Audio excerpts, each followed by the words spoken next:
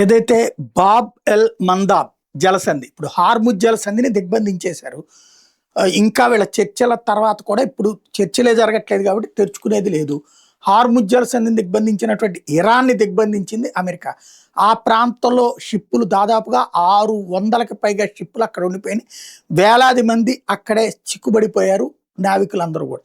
ఇక ఆ షిప్పుల్ని అటన్నా తీసుకెళ్ళాలి, చుట్టూ తిప్పుకుని తీసుకురావాలి. అదొక పెద్ద తతంగం. ఎప్పుడు ఈ సమస్య పరిష్కారం అవుతుందని అక్కడే కూర్చున్నటువంటి పరిస్థితి ఒకటి చూస్తున్నాం.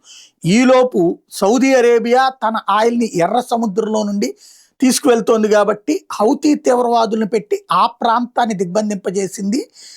మరొక వైపున ఇరాన్ ఏదైతే బాబ్ ఎల్ మందాబ్ని మూసివేసింది. ఆ రూటు అంటే ఈ హార్ముజ్ జలసంధి నుంచి 20% షిప్పులు వస్తుంటే బాబ్ ఎల్ మందాబ్ వైపు నుంచి 12% షిప్పులు ప్రపంచ వాణిజ్యంలో నడుస్తుంటాయి. ఇప్పుడు ఆ ప్రాంతాన్ని మూసివేయడంతో ఆ ప్రాంతంలో మూసివేయడం అంటే ఏం లేదు, తలుపులేమి ఉండవు. అట్నుంచి వెళ్తుంటే పేలుస్తామంటది, మా అనుమతి లేకుండా వెళ్తాం. అనుమతి ఇవ్వరు, అక్కడ స్టక్ అయిపోవాలి.